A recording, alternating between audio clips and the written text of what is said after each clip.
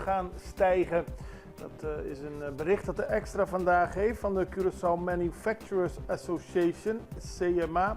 Die laat weten dat ze nog geen duidelijk beeld hebben van wat de mogelijke impact zal zijn van het 10% invoertarief dat Amerika deze week heeft opgelegd aan producten die uit Curaçao worden geïmporteerd. De voorzitter van de CMA, Herbert Louis, geeft aan dat niet veel leden exporteren naar de VS, maar de prijzen die moeten worden betaald voor de spullen die naar Curaçao komen, die gaan zeker stijgen. Er zal ook worden gekeken wat de gevolgen zijn voor de export. Bijvoorbeeld Leanjes en Chobolobo, die exporteren nu drank naar Amerika. En ook zijn er bedrijven op Curaçao die fabrieken hebben in de VS, zoals Softex en Lovers. Veel hangt af van de concurrentie op de Amerikaanse markt. Als daar producten zijn die goedkoper zijn dan de spullen die vanuit Curaçao worden geëxporteerd, dan zal dat zeer nadelig voor ons zijn, deze nieuwe handelstarieven.